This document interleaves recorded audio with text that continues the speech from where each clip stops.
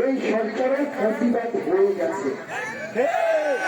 জাতীয় পার্টিকে ভোট দেন, জাতীয় পার্টিকে ভোট দেন, গণতন্ত্র বাঁচবে। জাতীয় পার্টিকে ভোট দেন, সংসদ বাঁচবে। আমরা মনে করি এই কারণে যে শত্রুরা, এই দেশের শত্রুরা জাতীয় পার্টিকে গালি দেয়, এই কারণে তারা জাতীয় পার্টি অফিসে আগুন দেয়। এই জন্য বারবার বলে জাতীয় পার্টিকে ভোট করতে দেওয়া যাবে না, কারণ জাতীয় পার্টি ভোটে থাকলে তাদের অঙ্ক মেলে না, তাদের হিসাব মেলে না, তাদের ভাগ্য মেলে না। আমরা জিহাদে রয়েছি, আমরাও মুসলমান, অন্যরা মুসলমান না, আমরাও নামাজ পড়ছি, আমরাও হজ করেছি, আমরাও মুসলমান, আমরাও ধর্ম বুঝি। আমরা দেশের মানুষকে ভালোবাসি, এই দেশটাকে ভালোবাসি, এই মানচিত্রটাকে ভালোবাসি।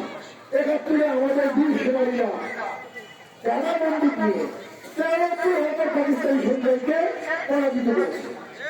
এই বাঙালি জাতি কখনো মাথা মারাবার নয়। আজকে আবার ৭১ হাতিয়ার গড়ে উঠতে হবে, আবার রাস্তায় নামতে হবে, আন্দোলন করতে হবে। সারা দেশে একটা ইঞ্জিনিয়ারিং, একটা ম্যানুফ্যাকচার, একটা প্রি প্ল্যান, একটা প্রি মোটিভেটেড, একটা প্রি ডিজাইন ফেস্টিভ্যাল ইলেকশনের সম্ভাবনা দেখা যাচ্ছে।